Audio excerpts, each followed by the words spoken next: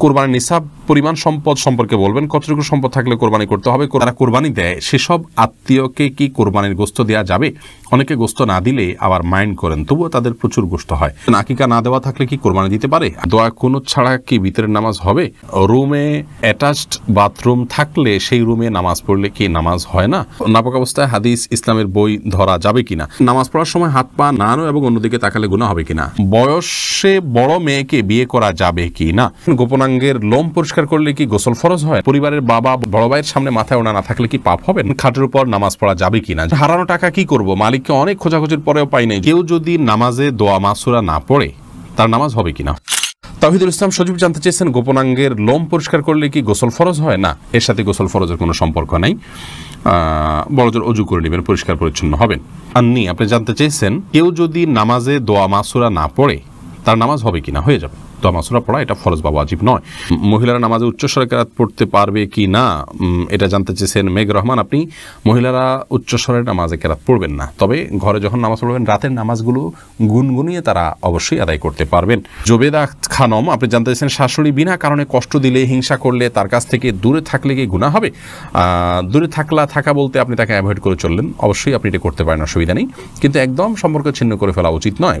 সবর জিনিসটা কেন? আপনি অনেক সময় অনেক থেকে কষ্ট পাবেন, কিন্তু তার সাথে সম্পর্ক ছিন্ন না করে কষ্টকে সয়ে নেবেন, এর মাধ্যমে আল্লাহর কাছে আপনি আজর পাবেন। তবে অবশ্যই আপনার ধৈর্যের বাইরে চলে গেলে আপনি তাকে অ্যাভয়েড করতে পারেন।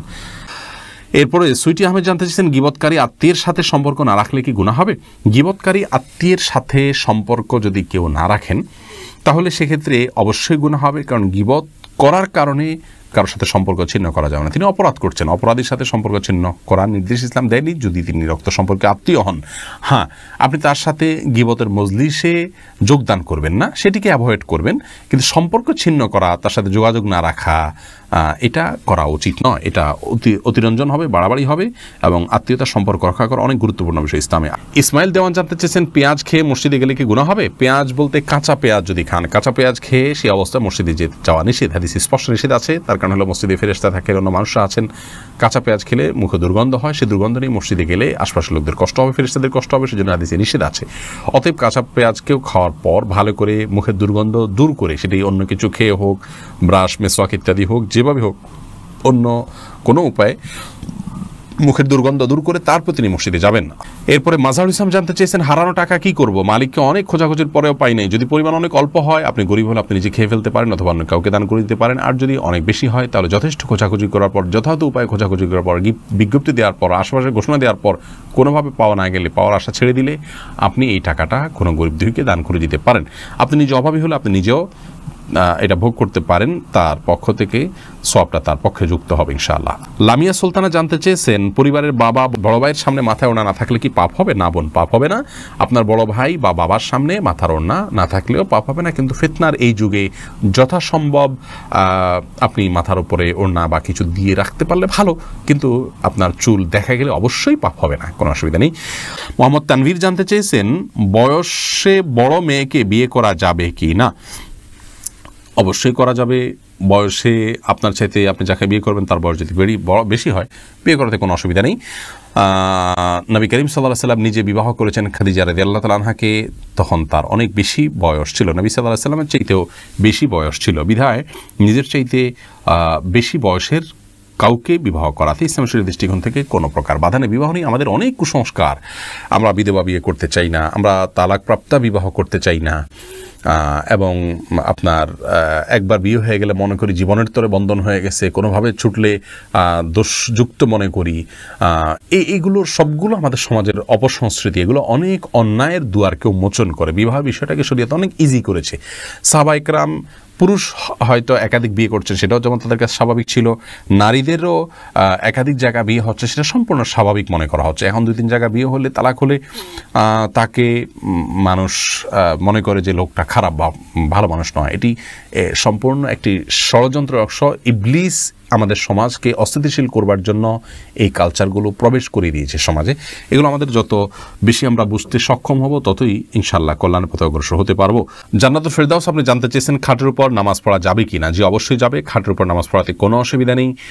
অনেকে মনে করেন যে খাটের উপরে বা বিছানা চাদরের উপর নামাজ পড়া যেন বিছানা চাদর ধোয়া থাকে, পরিষ্কার থাকে, নাপাক দেখা না যায়, কোনো নাপাকের আলামত না থাকে, তাহলে সেখানে সালাত আদায় করতে কোনো অসুবিধা নেই।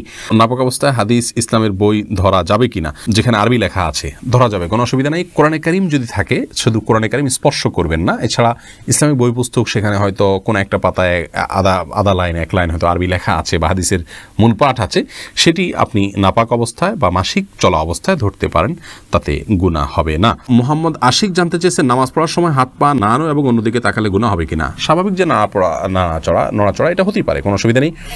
অন্যদিকে তাকানো বলতে একদম আপনার ডানে বামে ঘুরিয়ে ফিরিয়ে বা চুরি করে যেটাকে তাকানো বলে, এভাবে তাকানো তো অবশ্যই দোষের। কিন্তু আপনার যে দাঁড়ানোর এরিয়া এর ধারে কাছের যে জায়গাগুলো, কথা কয়েক হাতের জায়গাগুলো দেখা যায় চোখের এরিয়াতে চলে আসে, ইচ্ছাকৃতভাবে তাকিয়ে থাকা অনুচিত কিন্তু চোখের এরিয়াতে চলে আসে, সেটি দোষের কোনো কারণ নয়। রাকিবুল ইসলাম জানতে চেয়েছেন দোয়া কুনুত ছাড়া কি বিতরের নামাজ হবে। দেখুন দোয়া কুনুত এটি বিতরের জন্য ওয়াজিব। অনেক ওলামা ইকরাম এটিকে সুন্নাহ বলেছেন, যেমন আরবিয়ান স্কলাররা সৌদি আরবের ওলামা ইকরাম এটিকে সুন্নাহ বলেছেন। তো সাধারণ এবং স্বাভাবিক অবস্থাতে বিতরের নামাজ এটিতে দোয়া কুনুত পড়া উচিত এবং কোনো কারণ ছাড়া দোয়া কুনুত ছাড়া নামাজ পড়া উচিত নয়। হ্যাঁ, কেউ মুসলিম হলেন, তিনি জানেন না, তাহলে তার জন্য জায়েজ আছে। বিকল্প হিসাবে তিনি যে কোনো দোয়া ওই জায়গায় দাঁড়িয়ে করলেন আল্লাহর কাছে, তাতে ইনশাআল্লাহ বিদনিল্লাহ তার বিতিরের সালাত আদায় হয়ে যাবে, কিন্তু এটাকে নিয়ম বানিয়ে নেওয়া উচিত নয়। ফাতেমা ইসলাম জানতে চেয়েছেন রুমে অ্যাটাচড বাথরুম থাকলে সেই রুমে নামাজ পড়লে কি নামাজ হয় না, এটা কতটুকু সঠিক? না, এটা ভুল কথা। অ্যাটাচ বাথরুম থাকলে সেখানে নামাজ হবে না এমন কোনো কথা কোরআন অথবা হাদিসের কোথাও বলা হয়নি। এটি যদি কেউ বলে থাকে তাহলে সেটি তার পক্ষ থেকে অতিরঞ্জন অথবা মন গড়া কথা ছাড়া আর কিছু নয়। এমডি জাহিদুল ইসলাম জানতে চেয়েছেন আকিকা না দেওয়া থাকলে কি কোরবানি দিতে পারে। আকিকার সাথে কোরবানি কোনো সম্পর্ক নেই, দুটো সম্পূর্ণ দুই ধরনের ইবাদত। আকিকা না থাকলেও কোরবানি দিতে পারেন, আকিকা না দিলেও কোরবানি দিতে পারেন। মালিক শাহ জাইন আপনি জানতে চেয়েছেন যারা কোরবানি দেয় সেসব আত্মীয়কে কি কোরবানির গোশত দেওয়া যাবে।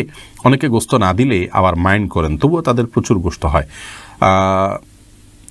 কোরবানি দিলেও কাউকে কোরবানির গোশত দেওয়া যেতে পারে, কারণ আল্লাহ রাব্বুল আলামিন কোরবানির গোশত সম্পর্কে কোরআন কারীমের একাধিক জায়গায় বলেছেন যে নিজে খাও এবং যারা অভাবী নন তাদেরকে, অন্য মানুষদেরকেও দাও, যারা অভাবী মানুষের কাছে চায় তাদেরকেও দাও। তার মানে এখানে আত্মীয় স্বজন যারা সলভেন্ট আছেন, আত্মীয়তার বন্ধনস্বরূপ তাদের জন্য কিছু হাদিয়া আপনি পাঠাতে পারেন, এতে কোনো দোষের কিছু নেই। এরপরে নাইমুল হক আজাদ জানতে চেয়েছেন কোরবানির নিসাব পরিমাণ সম্পদ সম্পর্কে বলবেন, কতটুকু সম্পদ থাকলে কোরবানি করতে হবে। কোরবানির নিসাব হলো যাকাতের নিসাব। একজন মানুষের কাছে 595 গ্রাম রূপা বা তার সমমূল্য যদি থাকে তাহলে তার উপরে কোরবানি বর্তাবে, এবং সেই নিসাবটি হলো বর্তমান বাজার মূল্য হিসাব করলে আপনার 595 গ্রাম রূপার যে মূল্য আছে সেটি হয়তো 40 বা 50 হাজার টাকা বা তার কাছাকাছি ফিগারে থাকবে। অতএব আপনি কোরবানির নিসাব যেটা যাকাতের নিসাব সেটিকেই ধরে নেবেন। যদিও এর আগে আমরা শুরুতেই বলেছি যে কোরবানি যে ব্যক্তি করার সামর্থ্য রাখেন তার উপরে কোরবানিটি বর্তায়, এর জন্য নিসাব কোনো আবশ্যক নয়, এমনটি মত দিয়েছেন সৌদি আরব ওলামা ইকরাম এবং অন্যান্য মাযহাবে। হানাফি মাযহাব বা আমাদের ওলামা ইকরাম বা আমাদের দেশের যে স্কুল অফ থট ওলামা ইকরাম ফলো করে থাকেন, সেটিতে আপনার আপনার যাকাতের নিসাব হলে তখন কোরবানি আবশ্যক হবে বা বর্তাবে।